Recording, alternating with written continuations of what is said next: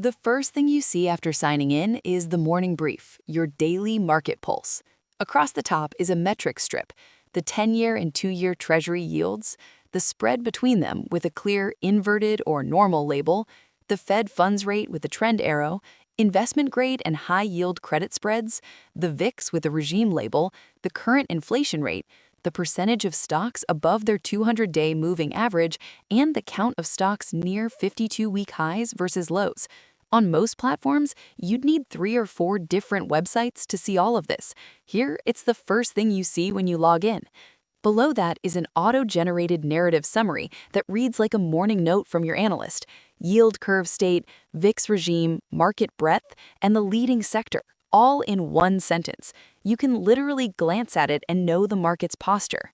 On the left side, you'll see the sector scoreboard, a fully sortable table with 11 columns covering every sector in the market. Each row shows the sector's total market cap, 1-year return, both market cap weighted and equal weighted, performance relative to the S&P 500, average volatility, the percentage of stocks above their 50-day and 200-day moving averages, the percentage near 52-week highs and lows, and the stock count.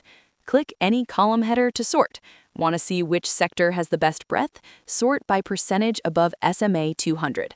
Want to find the most beaten down sector? Sort by 1-year return. The color coding makes it easy. Green for strength, red for weakness. This level of sector analysis usually requires a Bloomberg terminal or a paid institutional service. Here, it's right on your opening screen. On the right side, 2 interactive 3-dimensional charts give you a visual read on sector dynamics. The first is a 3D sector scatter plot.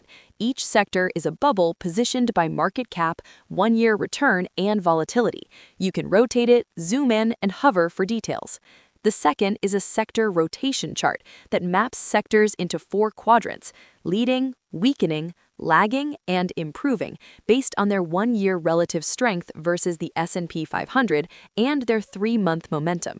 This is the kind of framework institutional strategists use to make allocation calls.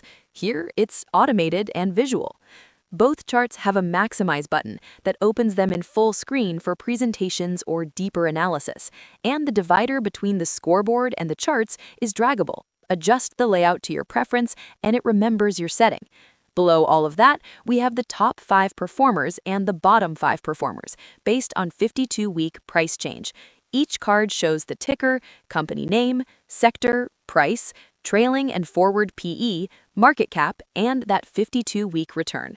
So without clicking anything, you already know which stocks are leading and which ones are lagging. This is your starting point every morning. One screen, 30 seconds, and you're caught up.